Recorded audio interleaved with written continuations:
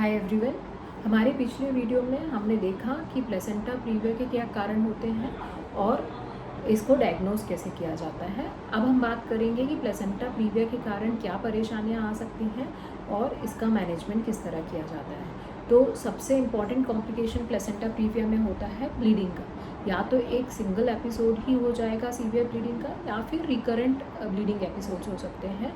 दोनों ही केसेस में बच्चे को ऑक्सीजन पहुंचना बंद हो सकता है, बच्चा अंदर घबरा सकता है और इवन बच्चा अंदर शांत भी हो सकता है। न्यूट्रिएंट्स नहीं पहुंचने की वजह से बच्चा कमज़ोर होता है, जिसे कि IUGR यानी इंट्रायूट्राइन ग्रोथ रिटार्डेशन कहते हैं।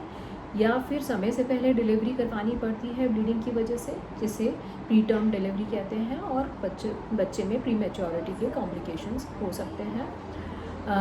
प्लेसेंटा प्रीविया में समय से पहले प्लेसेंटा सेपरेट होने लगता है। नॉर्मली डिलीवरी के बाद में ही प्लेसेंटा बाहर निकलता है, लेकिन प्लेसेंटा प्रीविया में कई बार प्लेसेंटा डिलीवरी से पहले ही सेपरेट होने लगता है, जिससे सीवियर ब्लीडिंग हो सकती है और इमरजेंसी में सीजर करके बच्चा निकालना पड़ सकता है। अब हम बात करते हैं प्लेसेंटा प्रीविया के मैनेजमेंट के बारे में। तो यदि आपको एक बार भी ब्लीडिंग नहीं हुई है लेकिन सोनोग्राफी में आवल नीचे है यानी प्लेसेंटा प्रीविया दिया है, तो हम आपको हैवी काम करने के लिए मना करते हैं, जैसे कि वज़न उठाना, हैवी एक्सरसाइज करना, सीढ़ियाँ बार बार ऊपर नीचे करना, दौड़ना, इन चीज़ों के लिए मना करते हैं। लेकिन आप खड़े खड़े किचन का हल्का फुल्का काम कर सकते हैं। दूसरा इम्पॉर्टेंट मैनेजमेंट होता है, इसमें आपको सेक्सुअल इंटरकोर्स के लिए मना किया जाता है। तीसरा, प्रीटर्म लेबर प्रिवेंट करने के लिए हम कुछ दवाइयाँ देते हैं, जैसे कि प्रोजेस्टेरॉन की टैबलेट्स देते हैं, ये लेना ज़रूरी होता है।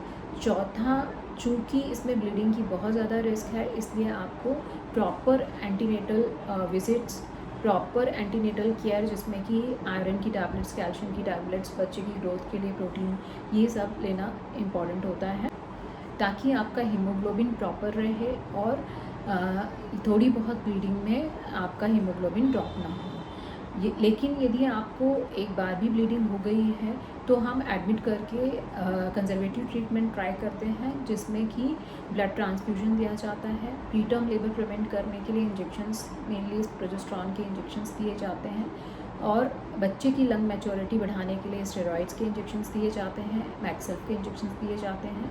ये कंजर्वेटिव ट्रीटमेंट हम ट्राई करते हैं। यदि ब्लीडिंग स्टॉप हो जाती है और हमारे सोनोग्राफी डॉपलर में या CTG में बच्चा स्वस्थ दिखाई देता है, तो हम प्रेगनेंसी को 36 वीक्स तक ले जाने की कोशिश करते हैं। लेकिन यदि ब्लीडिंग स्टॉप नहीं हुई है या फिर बच्चे को रिस्क दिख रही है, CTG ख़राब आई है, डॉपलर ख़राब आया है, तो हमें इमरजेंसी में सीज़र करके बेबी निकालना पड़ता है और फिर बच्चों को NICU में रखना पड़ सकता है।